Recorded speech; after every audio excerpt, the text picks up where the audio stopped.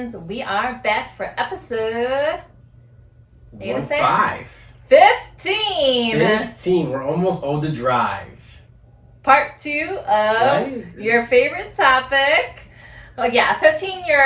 I think you could drive with your permit. Yes, that is correct. With a parent or someone who has a driver's license or something like that. I'm so far removed from that, but yeah, this is episode 2. You might notice us as different as clothing. I have no ice ball. I don't know. For some reason, I said different us. I mean, you might notice us in different clothing since this is a part 2. But hey, you had to do a quick outfit change, you know. It's all about the outfits to coordinate. Yeah, we had an outfit change. That's what it was.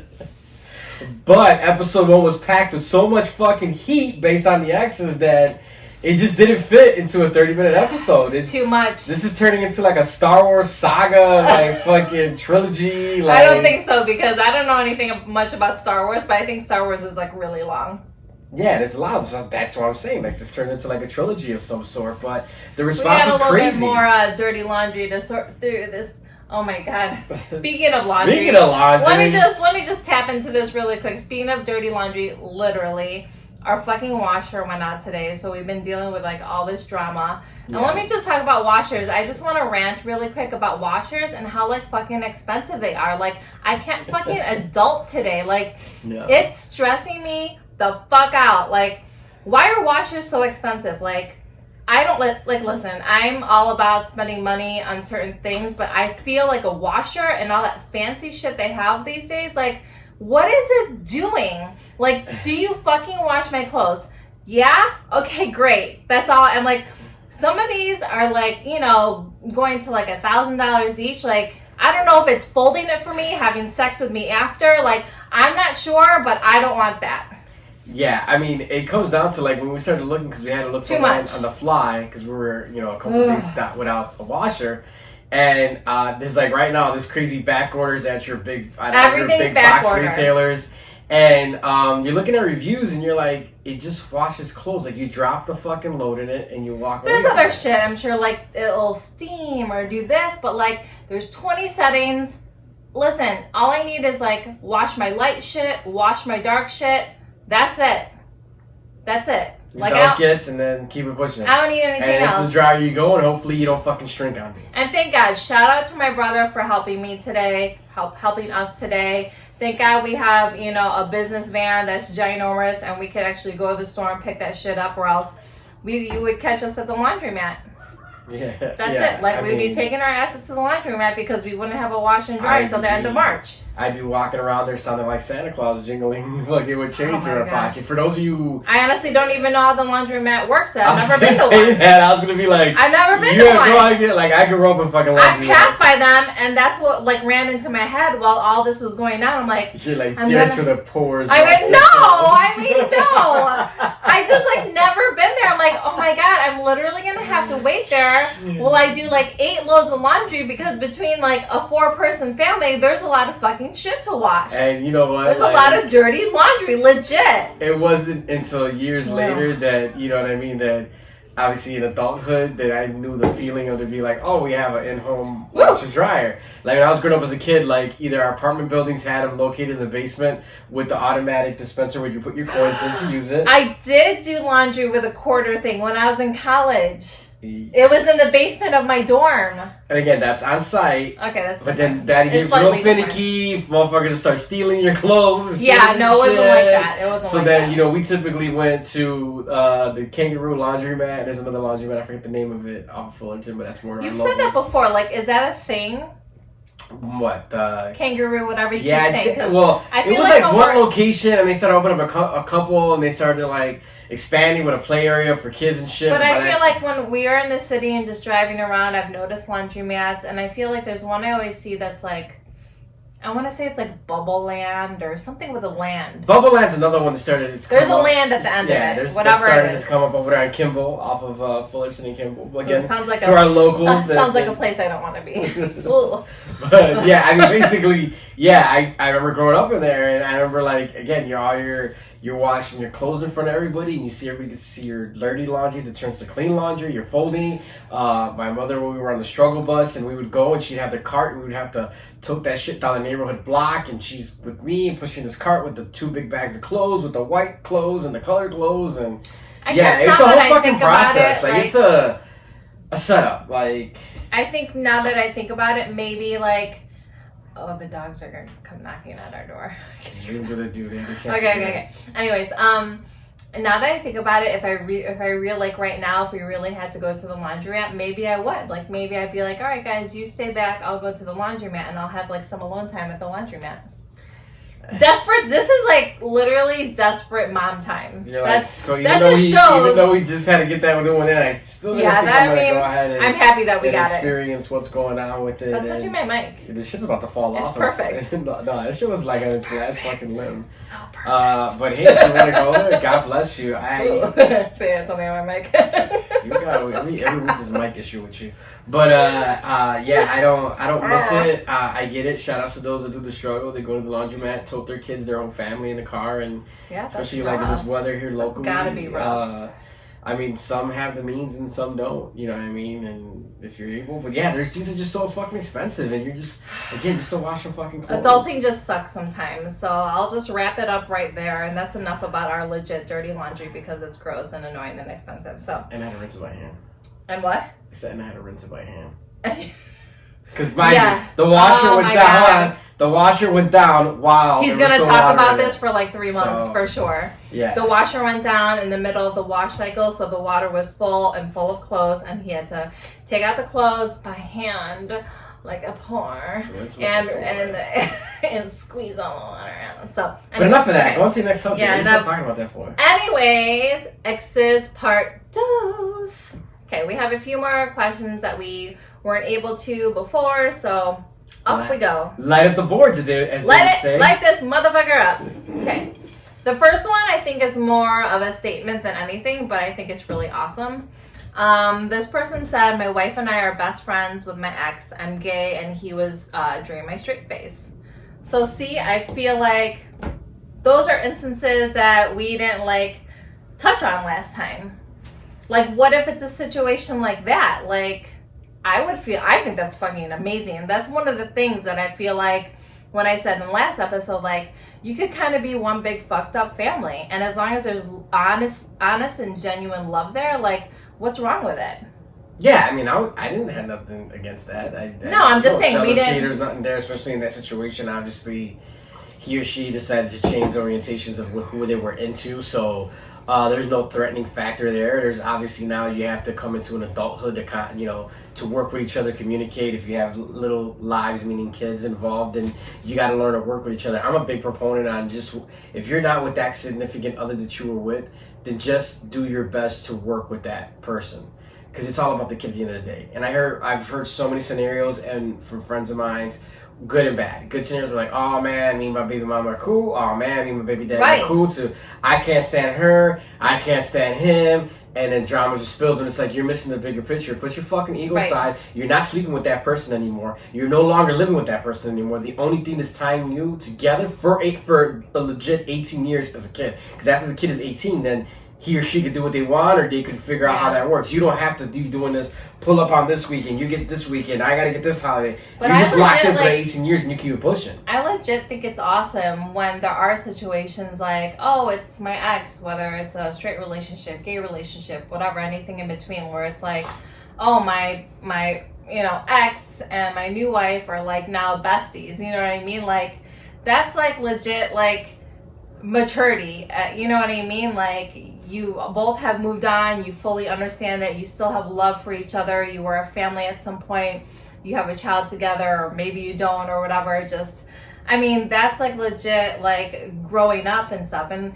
people who have that, like, not that I'm like jealous, maybe like in a way, but like, I always hope for that, with my ex. And like we said before, like, I think, the way things worked out made life a whole lot easier. But, like, I think that stuff is awesome. Like, I wish that, my son, had that extra love. Like, he gets more than enough from you, obviously. Like, and you're the best thing that to ever happen to us, not to get all fucking sappy and shit, but like, you are, but like, there are times where it's like, you know, he deserves that love, and to like, there was a window open for those of you. There was. Like, there was a huge window. Small, there was a window of opportunity that wasn't small, that was there for that to partake in that situation to unfold. Unfortunately, it never did. He chose not to. But like, as a mom, it's like, in my heart, I feel like, God, he deserved it. You know what I mean? Like, not my ex, like our son, like, he deserved like to have that love from his real dad, which he did not. But you know, sometimes that's just how fucking shit works out, and it really did work out for the best, and we are truly lucky to have you. But let's not blow too much smoke up your ass. And say it one more time again, so the loudest they hear you in the back. No one's in the back. It's just a ring light. No one's in the back. They're there. They're there. Okay, they're there. We're not gonna have you. Moving on. Okay, next one is this is kind of a definite no on my end, but. Okay, so it says, is it okay to help an ex when they are down? Whether it's money, support, emotional support, or, you know, etc. Why would you be... Again, I guess that depends on how you left off with that person. Like, if it was a smackdown, drag them all, and this fuck you, then why are you entertaining someone coming back? But even though whether it's like it was a harsh breakup or a mutual breakup or whatever. These things will always be very situational based. I do think that if it was an ex, you know, husband, wife, whatever, spouse that you have a child with.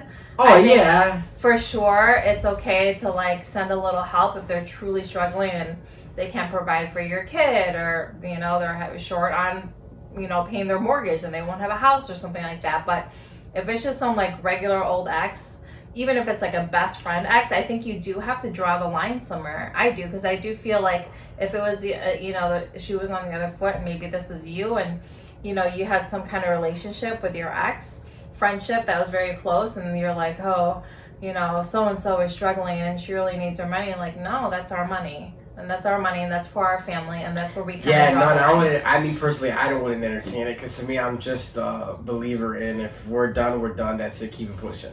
Like, I have nothing to do for you, you have nothing to do for me, I bring nothing to the table, you bring nothing to the table, like, there's nothing going on there. So, like, why am I going to go ahead and, you know, you're going to hit me up and be like, hey, I need some help. I'm going to hit you with the new phone. Who's this? You know what I mean? Like, yeah. That's just not my thing. I just think that's very awkward. I think that's too far. I think that's just, again, it's very situational. Like, if it's someone that you're tied with a kid or something like that, or like, but if it's just some flat out ex that you're no longer with, and she comes out of the blue. 100% like, no. Hey, you know, I need some money, or hey, I'm on rough times, I need some advice. Like, no, like, we're no longer together. You go find. And that really might create a problem between you and your like current relationship. Yeah, because you're gonna be like, why the fuck are you helping him or her out? You know what I mean? You're gonna be like, what the fuck? Like, why are you entertaining that? Wait, or what? You don't know. Sometimes I've heard scenarios where there's ulterior motives. You know, where they're just like, let me present them with a problem that I'm having, and maybe that I knew I had it so good with him or her, then let me go ahead and present a problem and see if we can rekindle something during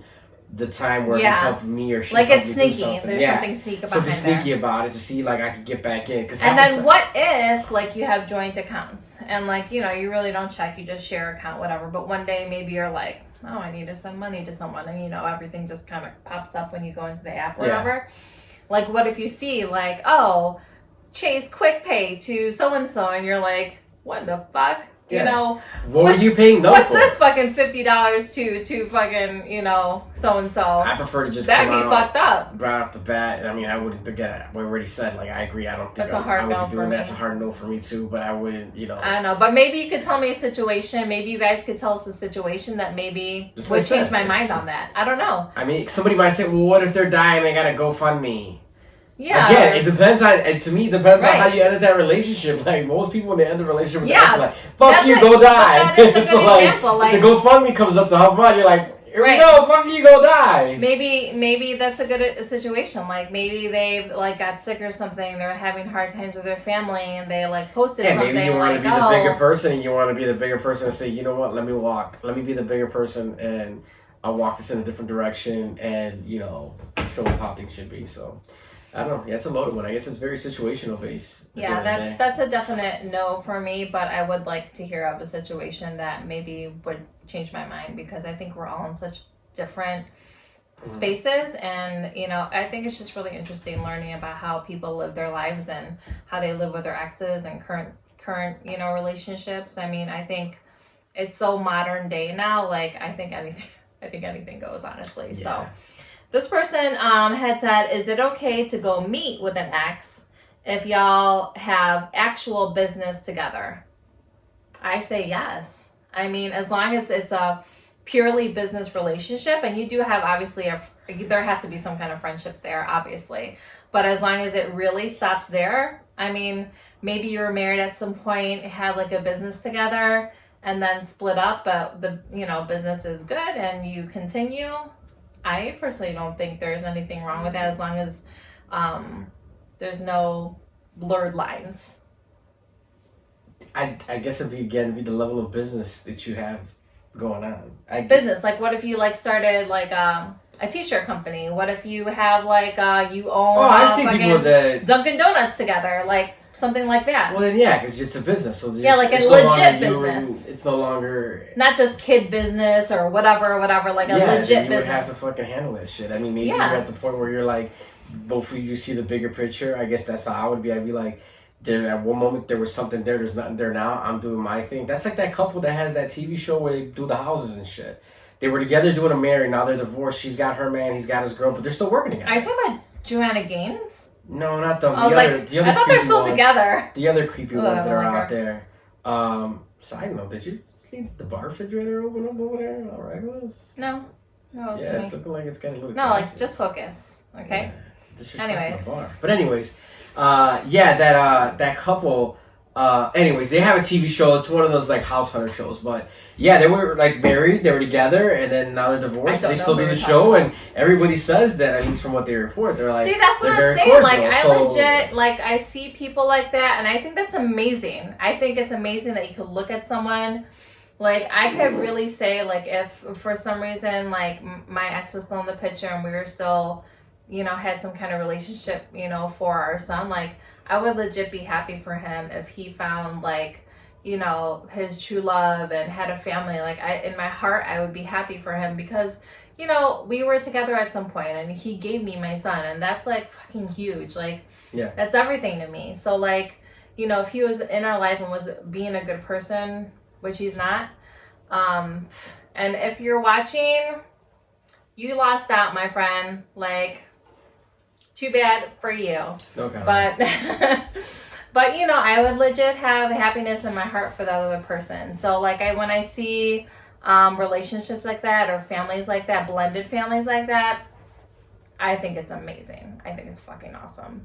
That's how I feel about it. There's some shit to handle, and at the end of the day, it's all about that paper, and you guys are on 2 different pages, and granted, you might have had a history, then, yeah, you keep things happening. Because in the end, it's the kids, man, It's the kids, and you just give the example of, if you're in a business with them. If you're in a business with them, and, yeah, there's a financial connection there. That's the only connection that's there. Yeah. If you both know that, we're not fucking around no more, you're doing your thing, I'm doing my thing. Yeah. I think if there is some kind of business that you own together, I think why not? I think if you could continue growing that business together, even not being together, then there's definitely something there. There's definitely something there beyond romance and beyond, you know what I mean? There's some kind of connection, and the way your brains work together, and the things that at the end of the day, honestly, the best way to just say it, at the end of the day, it's all about being mature. Now, if you're going to be immature, then you're going to have problems. But if you're mature enough to say, you know what, there's no jealousy, there's no this, no that, I see the bigger picture, then have at it. If most issues that I see with people that have issues like that, and not specifically speaking to if them sharing a business together, but something where it's just immaturity comes into play. I guess the question is, but even if you are both mature and you're okay, we split up, but one person has moved on, but the other one's just kind of hanging on to feelings, then what? Then that will make things really hard. Then you fucking wrap it up, sell your half, or ask them to buy out their half. End of story. I know. It's crazy, right? Because even on social media, I know there's this one, ew, turn your phone on silent. That's so ignorant. What was it? Oh. Anyways, There's this one. Leaving the refrigerator over there open is ignorant. Whatever. Anyways, there's this one. There, it really isn't. Stop it! Stop. The shit melts. There's this one woman I follow on social media, and it's for fitness. But anyway, so her and her now ex-husband, had started like this fitness business line together, clothing, leggings, and stuff like that. And they just, they look like such an amazing, happy couple. Of course, everything on social looks like happy, right? And you just never know what happens behind the scenes. And, it came up one day that they were divorcing and separating. And it was just such a shock. And it's so weird because, like, obviously I don't know them. I don't even know where they live. I think it's like Texas or something like that. But it was like, holy cow, like their pictures always look like straight from a fucking photo shoot. And I think what happened, I don't know, this is just like what I gather from what I've seen on social, but like, I think he took the business and she went on to do her own thing or whatever. So I think sometimes like maybe you do make the mature decision and say, you know what, even though we're okay, like maybe one should take it and one should go the opposite way, because listen, like the bigger picture is, I guess, like there's other things to work on. Like now you're getting divorced. Now you have to learn how to co-parent. They're both moving on. And then on top of that, to have a business together, and I guess to put feelings aside, I guess if it's mutual, like seriously mutual, like both of you do not have feelings for each other, maybe you can move on. But I do think maybe, it's hard to like balance all that together. So I don't know. I mean, yeah. I mean, in that situation, if you could definitely see the transparency online, that he went that route, and at least someone was the bigger person to just go ahead and walk away. So this is the last thing that someone said. It's a little bit longer one, so that's why I kind of saved it for the last one. But this person said, I had a tumultuous breakup with an ex, and we never saw or spoke to one another after that horrible day. Then over 4 years later, he requested to follow me on Instagram. Before accepting his request, I sent him a message just asking kind of like, why do you want to follow me now? His response was, quote unquote, why? Beat it up. Oh my God, shut up. Yeah. That just shows I shouldn't trust you. You're untrustable. I shouldn't trust you to grab drinks from my refrigerator. Okay, anyways, quote unquote, the ex said, why the fuck not? So she said, well, needless to say, I accepted it. No. Needless to say, it was not a positive interaction, and my hopes were let down that maybe he was going to say, look, I know it kind of like ended kind of shitty. I'm sorry. Like, just kind of like, I don't know.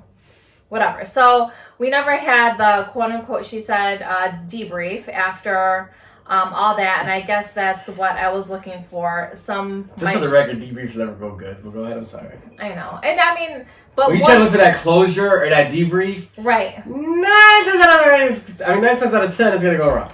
But no, I do think that it never goes well, because it's a breakup. Like, how is it supposed to go well?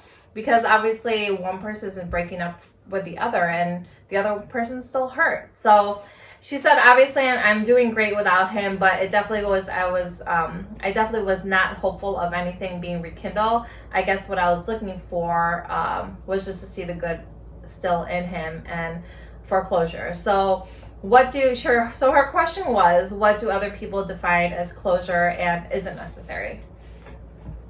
I personally think that it is necessary, and I think closure does look different for everyone. What's funny? Look, because you're like closure, and I keep looking over the refrigerator, and I was like, speaking of closure. Oh my God, it's so stupid. I do think closure is necessary. I think, when you're in a relationship, especially for 4 years, it's one thing if you're like dating or fucking for like a couple months, but like if you're like legit in a relationship for like I would say even over like a year and a half or something, like I think you deserve some closure. Everyone deserves some closure. Like, was it someone else? Do you just not love me anymore? Like, just say something like so we can like wrap shit up and like move on. Or I haven't watched it, but see the previews Ghost. But like, well, I want to find out why they ghost me, and I gotta find out like why they stopped talking to me. It's like sometimes when you do that, you might find out something that's gonna hurt you even more. Yeah, correct. So but that's exactly what you want to hear, to be like, you know what, he's fucking some other bitch, or he's, you know, doing whoever. I guess it depends. You might not even get the full fucking answer. You might get a half-ass answer. You might get, you know, that shit never flutters out well. That shit, to me, at least in my experience, it's just again, like you just said, there's too much emotional involvement. Either it's going to be on one end or the other end, or both, or one because they're already moved on, did their thing, whatever. The other one's still hanging on. Like, it's just never going to end on a common ground. Maybe it has been. Maybe there is. But is it because before me and all those shitty exes that we talked about last episode that were at the wedding? But anyways, is it because you never really got closure? People actually asked that story was real, and it was a real story. Oh, it was real. Do you want me to send? I'll post pictures. I'll find pictures. I'll post them. It was real. So much pictures. You like how you have to squint. Yeah, you got a horrible. So much pictures. You sound like the Asian dad from whatever. episodes ago. What was I saying? Oh, so did you never get closure from like those exes? No, and I guess. So I think that's why you have the feelings that you have. You're kind of just no. I mean, I got it in other forms, like whether there was other receipts that were shown to me, like from other people or stories or evidence, whatever. But not I got straight it in some form, from them. But not from them, in which I just, at the end of the day, like, you end up just not giving a fuck. At first, you're fully emotionally invested. You're fully, you know, wanting to know, like, but why did I do something? And it's like, you know, those people that, like, when they get let go of the job or don't get the job, they're like, well, why didn't I wasn't the right candidate? To me, like, it's like, if you weren't, it didn't pick you. Like, if you can't go home at night and you can't sleep with that on the back of your mind, then I don't know what to tell you. Like, that's just you. But so, like, to me personally, it's like, the first fight is like, wow, I want to talk, let's sit down, at least talk, da-da-da. And then it turns into, like, maybe talking, and then there's a shouting thing. And then it turns out to, like, a dragging thing, where then it makes shit even worse. So it's like... You seem so bitter. I'm not bitter. I'm telling you, I'm not telling you, like, you keep pushing. I keep pushing, like, fuck it. But you're like, well, it's on you. But I think everyone's different, and everyone, like, hurts. And I acknowledge that. So that's on them. Like, everyone hurts different, and, like, I feel like, you know... I'm just saying that it's just going to set you up. Not in always every scenario is going to be the best case winning scenario. Closure doesn't always mean it's pretty. Like, closure in breakups never means it's pretty. So I don't think it ever can end like that. It just means you hear something that, like, helps you move on, you know? And I think that, you know, regardless if you get closure or no closure in a relationship, especially, like, a long-term one, I truly think that it makes you, you know, who you are in the next relationship, or maybe for a lifetime. At least I know, like, in my previous relationships, especially, you know, like, at my ex, I don't even like to call him ex-husband, my the ex-sperm donor, that, like, that relationship really, like, made me who I am, like, as a person, like, and in a relationship, and, you know, just an abundance of things. But, like, even the smaller relationships were, like, I know after I got divorced, I was dating a boy, and, like, he ghosted me. He legit ghosted me. And, you know, later I found out you know, he found somewhere, I don't know, skinnier, prettier, whatever. And even those kind of things, like, and like you said, you hear through the grapevine, like, it's like a receipt through someone else. But, like, even that, like, did help me move on. But then in the back of your mind, those are the kind of things, like, getting older and growing up, you're like, I wasn't good enough. I wasn't pretty enough. I wasn't skinny enough. It's the first one hearing of that individual. Yeah, like, that was literally, I think maybe someone I dated, I don't know, maybe a month and a half, 2 months tops. That was probably even pushing it. But, you know, those are the kind of things that, you see what, it's an ex. This is how you get. But anyways, you know, like, those are the kind of things that make you question yourself as a person. And without that closure, you're kind of left, like, hanging, like legit sleeping at night, like, what happened? Like, why did he just stop calling? Or even when we were together and he ghosted me. Like, he would ghost me. You guys, he would ghost me for weeks. Like, not even, like, you know, a handful of days. Like, he would ghost me. You remember these days, right? And, like, I was so hurt. Honestly, some days I think about it and I can't even believe we're, like, sitting here together today. Like, so hurt. Like, he would fucking ghost me. And I was, like, obsessed with this guy. Like... What? That's the lie. Slightly. But you know, like when we watch Jersey Shore Family Vacation and we watch Pauly D and Nikki, I'm like, I'm Nikki. That's me. I'm the girl who like fucking fell in love with a DJ, and then he was just like, I'm not ready for a relationship. I'm too busy with my fast-paced life and clubbing and traveling. And I was just there like, all right, I love you, but I love you. And then finally we got it together. That situation, it could turn us into an episode 3. Part 3. Our tumultuous relationship. Like, it's funny you even mention like that. So I had a conversation with someone recently that was on a similar tone. They were with the person that was an entertainment, a DJ, and blah blah blah. And they were like, now they're talking about like at their point in their career, they're like, well, I realized that I don't want to be with you or be with anyone because I feel like being in a relationship holds me back. And I had my moments of like that when shit was starting to fizzle and pop. This is a recent conversation you had? Yeah, and shit was starting to fizzle and pop, and I was like, you're kind of caught between that awkward crossroad. It's fizzling. Why? I missed it. I mean, the career like was starting to fizzle. Like you remember, like the shit was going on with the Kia Soul commercials and the touring and the this, and you're like, man, you're right there. I don't need no distractions.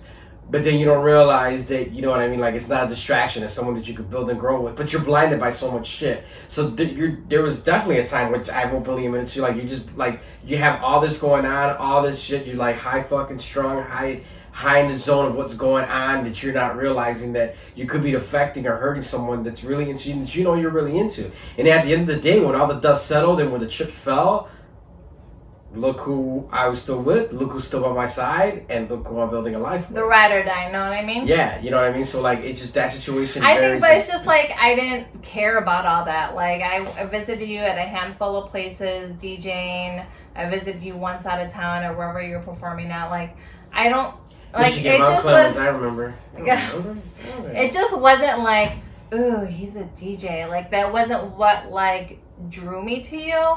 And that's what I respected from you. Not to cut you off, but like, I know it's gonna sound cheesy. That I wasn't trying to just get in the club. Yeah, and I know it's gonna be motherfuckers that probably be on the other end. It was just a perk, but it was not necessary. Like, please. I'll look the camera right in the fucking eyes for those of you guys watching on YouTube, and those of you guys listening to me through your podcast can hear my voice. Look them deep into the eye. Biggest fucking turn off for me, and I don't know fuckers be like, he's lying, he's full of shit, was any type of girl that would come up and be like, oh yeah, I want to bang you because you're a fucking DJ. All right, I'll bang you because, you know, when I was... There was times where we'd be doing, on the road, doing shows where girls would literally come up and just be like, oh, I want to fuck you because who you are, because you're up there DJing. Okay, calm down. And I was like, no. And people would, like, look at me and be like, are you fucking nuts? I'm like, because that's a turnoff. Like, be with me for me, not because just character that you're seeing. You know what I mean? Like, that to me was, like, the biggest fucking turn off is for you to be into me because I work in that profession, or because you're trying to get into the club for free, or because you're trying to get on the guest list at a concert. To me, that's the biggest fucking turn off, where I know a handful of dudes that fucking love that shit. They're like, oh yeah, I'm gonna eat it up, yeah, look at me, da da da. Cool, that's your thing. Again, this goes back to what we were talking at the beginning. Every individual is different. Every individual is gonna have a different way they feel about things. To me personally, when you come off real thirsty, and especially if you're coming off thirsty about my career at the time that I'm doing, that's a turn off. Have no interest. You were like one of the rarest ones that was just beyond that. You were on some whole other shit. It was like, oh, this is a bonus that you know music and you DJ. I'm like so like, you rare. Care fucking less. I'm like a diamond in the rough. And that's what did it for me. And I'm like, well, fuck it. Then I'm gonna give this a shot. Because there's a bunch of friends of mine that I know out there, and I ain't putting nobody on blast in particular, but that ended up wifing the club girl or wifing the girl that they took them because they were part of like entertainment and music, and they're no longer together. You know what I mean? They're like, well, where are they now? Because they got with them for the wrong fucking reason. It just goes, I mean, it just goes way far past that when it comes to... Okay, calm down. Wasn't that serious? But seriously, you know, I saw way past that. It just was not about that life. I wasn't interested in that life. Like, who... When you're actually wanting to settle down with someone and have an actual relationship is like, I want to be with a DJ who's fucking out every night till 3 a.m. Like, no, like, that's a legit, like, sacrifice, man. The going gets rough. Like, we can talk about that too real quick. I don't really slowing things down for in a bit, but, like, that whole situation in itself, too, is like, you don't realize the insomnia, the hours of what they're working at, the people they're around, the late, when I was doing those streak of shows, gone for a few X amount of weeks at a time, like, when the going gets tough, the fucking going gets tough. My homeboy Tech 9 has a song called This Ring, And in there, he quotes a Quincy Jones line, which talks about music and artists could provide for generations of their family, but they can't hold down their home front. And the song is a fucking throwback song, and that's the truth. Like, that's don't get an honest down, conversation that we had, like, so many years into our marriage. I don't know, like halfway into our marriage or something like that, where it's like, you know, we really had to figure this out because we were like borderlining like divorce, because it was like, I'm a single parent. That's what I am. You're not here ever, not emotionally, not physically, not for anything. No, and we're on my side. I feel like a single parent, so like, why don't I just fucking do it by myself, you know? Yeah, and on my side, I'm like, I'm on my grind, I'm providing for my family, I'm going to get us in a good place, I want to succeed real hard so that we can live comfortably. But you were the type of person that didn't matter. Like, you're like, I don't care whether we have $1,000 in the bank account or we have $1 million. Like, would it be great? Of course, but would I rather have my family together and my kids to have like a father who is like, you know, present? They would look at the end result like, oh my God, he's gonna be a millionaire. But then when it gets there and they're going to get stuff, then they get divorced, and that's why you're like celebrities with their wives and whatever are fucking headed for Splitsville. I don't know. To me, like, money comes and goes, and if you're lucky enough to have it, great. And if you don't, you know, the stuff in your house, the whatever house you live in does not make it a home. It's the people that are in it. So you could live in a fucking shack, or you could live in a ginormous mansion and be the loneliest person on earth. And not happy. Be the richest person on earth, and you're coming to a mansion that's empty and by yourself, and if you do have people over, it's people you don't fucking know. Right. So the moral of the story is, be nice to your spouse, because you don't want to end up with an ex and end up on this podcast. Nope. Ta-da! See how I wrapped that up? I'm like professional. And it only took you 15 episodes. And a teaser. A teaser, that's right. The teaser was the worst. If anyone's listened to that, holy shit, that's a hot mess.